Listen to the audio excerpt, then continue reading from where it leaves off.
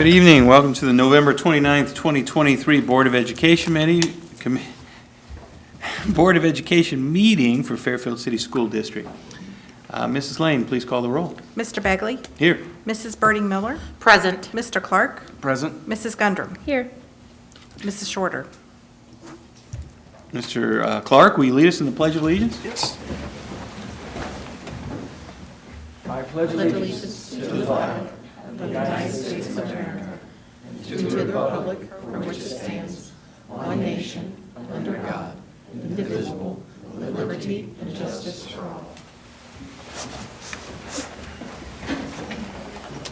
Thank you, Mr. Clark. We will begin with communication. No one has signed up to speak tonight, so we will move on to agenda item A, discussion of district finances and possible ballot issue. Mr. Smith. Yes, thank you, Mr. Begley. Members of the board, we do have one item for board discussion this evening, and that is in regards to some discussion about district finances and a possible ballot issue. During our last meeting, Mrs. Lane presented the 5-year forecast and discussed the need for the Board of Education to consider a potential ballot issue for the future. So prior to the board members beginning their discussion about a potential ballot issue, Mrs. Lane will be providing a brief recap of the financial summary, as well as some additional information about how the deficit has been addressed, operating levy history, etc.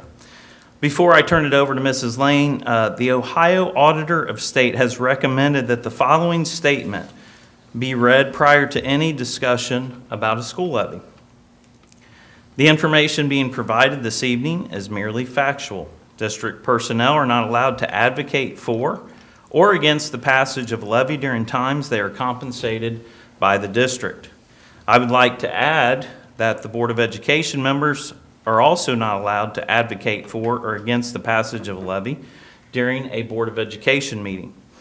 However, Board of Education members are allowed to advocate for or against the passage of a levy during times when they are not attending a board meeting.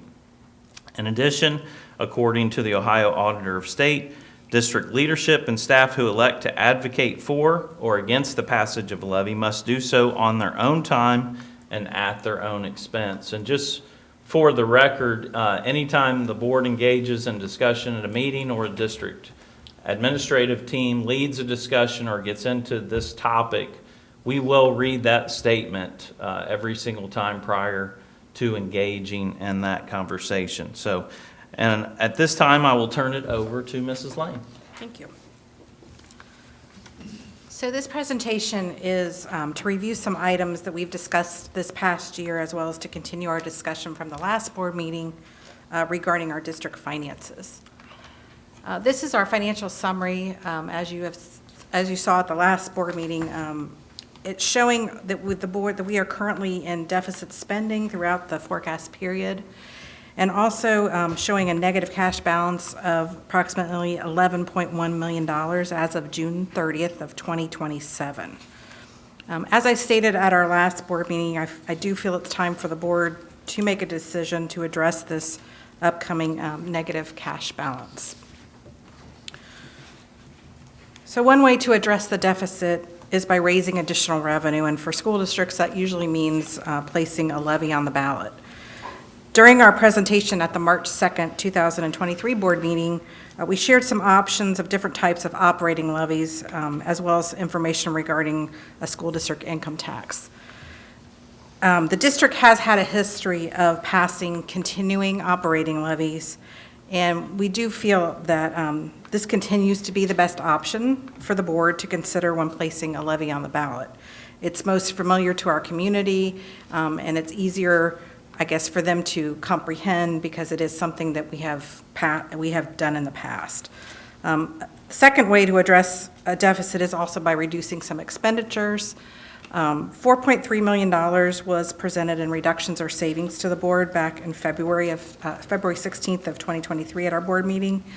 It is our intention to present some additional savings or reductions to the board at our next meeting on December 14th, 2023.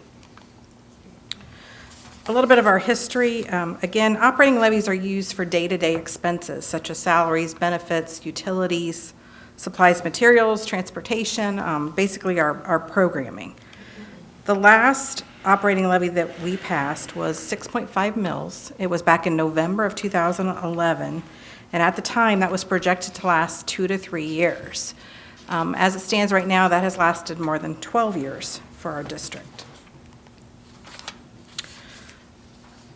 So how much of a levy is needed? So based on that financial summary you saw from the November forecast, if the board decides tonight to consider placing a levy on the ballot and for March 2024, it would be my recommendation to levy 6.9 mils for a continuing period of time. If the levy is placed on the ballot in March and it passes, the first collection of this levy would happen in the spring of 2025 and would be projected to last through June 30th of 2029. And this is information regarding the estimated cash balances based on a passage of a 6.9 mil levy. It doesn't change the June 30th, 2024 amount, but then it would start increasing our cash balance as of June 30th of 2025. So important dates that we have. If the board does wish to proceed with the March ballot issue, then a decision does need to be made tonight based on the deadlines that must be met. So first, the board would need to approve the first resolution called the Resolution of Necessity, that would tonight. That resolution is required so that the county auditor can certify the total current tax valuation and dollar amount of revenue that would be generated from the levy.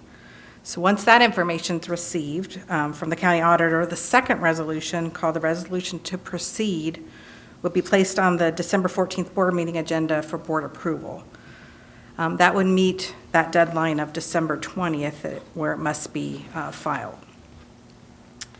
Mr. Smith does have some additional information that he would like to share tonight with the board. Thank you.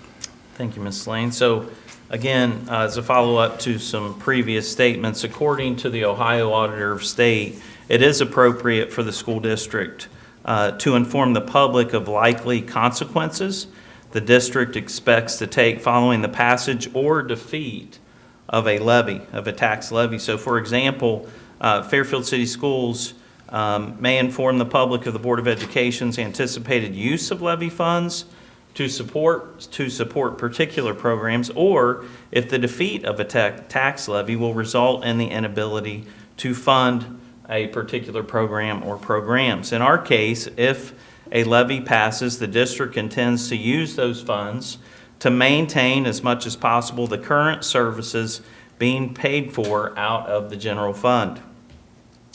If a school levy fails, the district will be forced to cut some of the current programs or services being offered.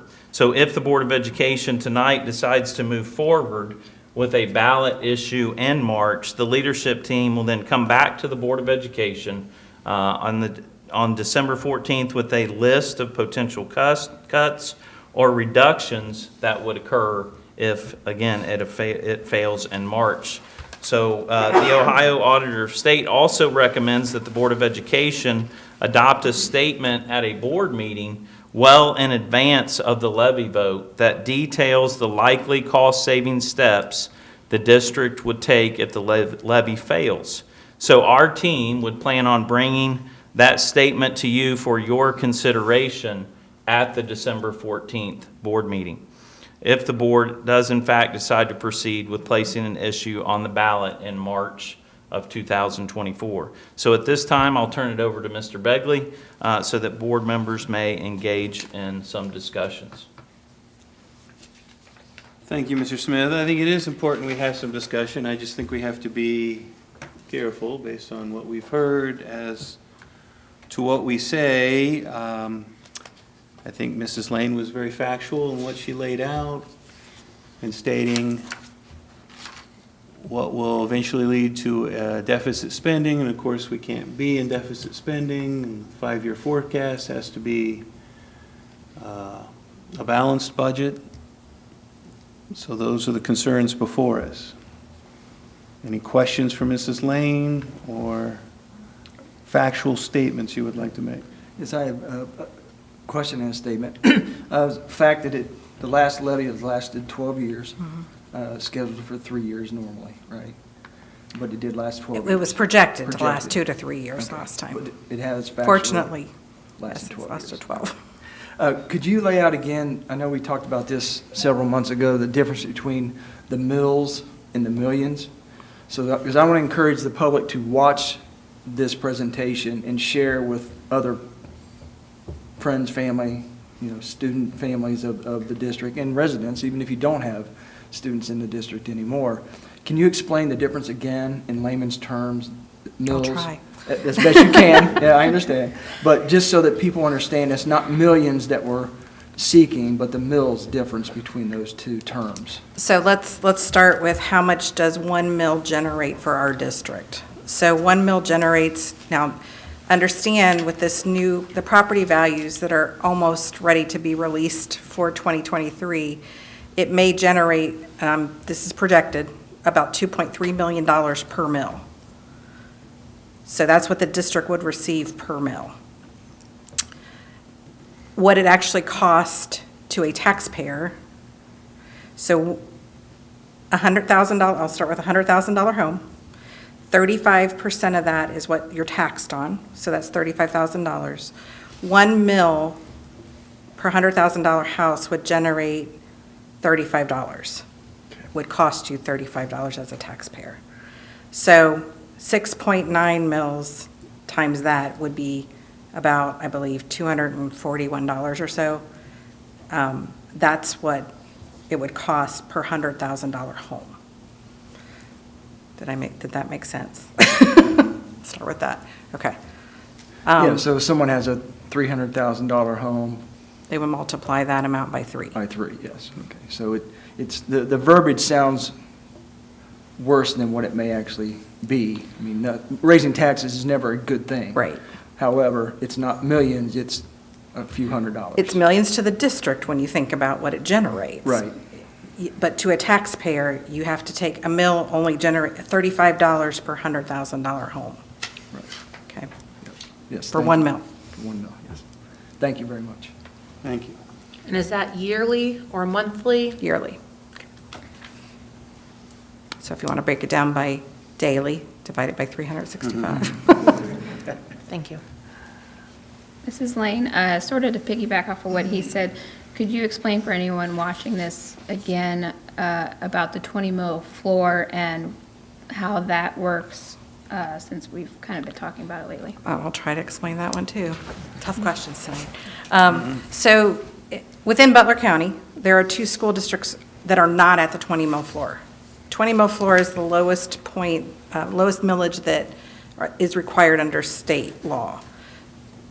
If a district reaches that 20 mil floor, any increase in valuation, like possibly for 2023, all those districts that millage generates additional revenue for people. But for our district, we're not at the 20 mil floor. In fact, we're way above that. We're at like 28 mils, for instance, this year. Because of House Bill 920, our effective rate rolls back, meaning we don't receive that same increase that those other districts receive who are at the 20 mil floor. We don't get this big windfall that word keeps coming up in the paper. Our district does not receive the windfall type revenue that other districts may be receiving. So Lakota is the other district that's not at the 20 mil floor. So I hope I explained that No, that was well, but, I mean, we do gain a little bit of revenue based on what they call the inside millage, but not to the point that the other districts are receiving who are at the 20 mil floor. Any type of new construction generates revenue, which there isn't a whole lot of that going on in our city because we're pretty much built out. So for us, it's small increases compared to maybe other districts.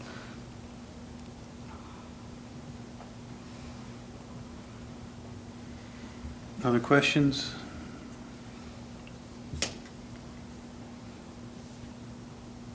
If we were to decide to kick this can down the road, would we potentially be looking at the same type of millage if we waited, say, a year or two, or would it be worse? More than likely, if it does not pass in 2024, the millage would increase if we were on the ballot in 2025. There's only so much you can cut, make cuts to, how should I say this? We're not going to be able to cut our way out of this, okay, without destroying our district. Programming, I mean, that's reality. That's a huge number for us. So again, it would, if there's no cuts being, not enough cuts being made, of course, we will have to increase the millage for 2025 if it does not pass in 2024. Yes. Well, because at that point, we wouldn't get the revenue from 2025 that we'd be expecting. It wouldn't come until 2026. Correct. So there'd be a whole year of millage that we were currently Revenue we projecting wouldn't. that we would not receive. Right. So the statement you just made about we can't cut our way out of this, right? So I'm not going to remember the exact percentage, maybe 77% of, Salaries and benefits. yes, of salary and benefits. And I think we learned through COVID that teaching is a labor-intensive process. We can't cut to the point of that sort of elimination in a dollar factor. Any other questions or comments?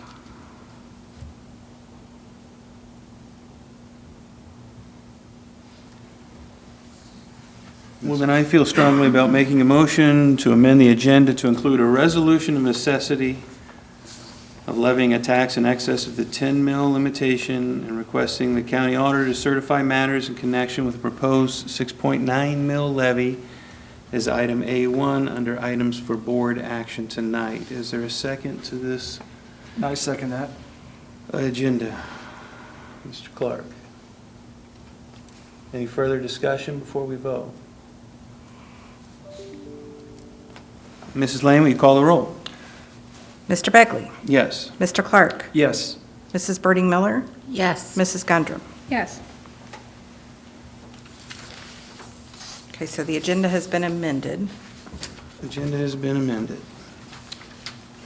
So now I have, I'd like to make a motion to recommend a resolution declaring the necessity of a levy, an additional tax for current operating expenses in excess of the 10 million limitation, and requesting the county auditor to certify matters in connection therewith. I'm going to read this resolution, so bear with me. Whereas the Board of Education anticipates levying a tax in excess of the 10 mil limitation as described herein. Whereas pursuant to Section 5701.03 of the Ohio Revised Code, this Board of Education is required to certify to the county auditor a resolution requesting the county auditor to certify certain matters in connection with such an additional tax levy. Now therefore be it resolved by the Board of Education of the Fairfield City School District, Butler County, Ohio. Section 1, that pursuant to the provisions of Section 5705.21 of the Ohio Revised Code, it is necessary that an additional tax be levied in excess of the 10 million limitation for the benefit of the school district for a continuing period of time for the purpose of current operating expenses at a rate not exceeding 6 9/10, 6.9 mils for each $1 of taxable value. Section 2, that of the question of the passage of said additional levy shall be submitted to the electors of the school district at an election to be held on March 19th, 2024. If approved by the electors, said tax levy shall be placed upon the 2024 tax list and duplicated for the first collection in calendar year 2025 for a continuing period of time. The additional tax shall be levied upon the entire territory of the school district, and the ballot measure shall be submitted to the entire territory of the school district. The school district is located in Butler County, Ohio. Section 4, that pursuant to Section 5705.03 of the Ohio Revised Code, the The applicable county auditor is hereby requested to certify to this Board of Education the total current valuation or taxable value of the school district and the dollar amount of revenue that would be generated by the number of mills specified in Section 1 hereof. And the treasurer of this Board of Education be and is hereby directed to certify forthwith a copy of this resolution to the county auditor at the earliest possible time, so that county auditor may certify such matters in accordance with such sections of 5705.03 of the Ohio Revised Code. Last section. That it is found and determined that all formal actions of this Board of Education concerning and related to the adoption of this resolution were adopted in an open meeting of this Board of Education, and that all deliberations of this Board of Education and of any of its committees that resulted in such a formal action were in meetings open to the public. In compliance with all legal requirements, including Section 121-22 of the Ohio Revised Code and the rules of this Board of Education adopted in accordance therewith.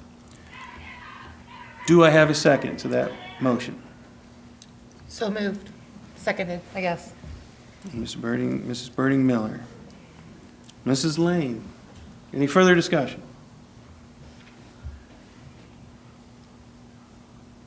Mrs. Lane, call the roll. Mr. Begley? Yes. Mrs. Birding Miller? Yes. Mr. Clark? Yes. Mrs. Gundrum? Yes. Motion carries. That was the only item on the agenda tonight. If there's nothing else, Mr. Smith, No, nothing else. then I would call for a motion to adjourn, both a first and a second. So moved. Second. Mr. Clark and Mrs. Gundrum. Mrs. Lane, call the roll. Mr. Clark? Yes. Mrs. Gundrum? Yes. Mrs. Birding Miller? Yes. Mr. Begley? Yes. Meeting adjourns at 6:52. Thank you.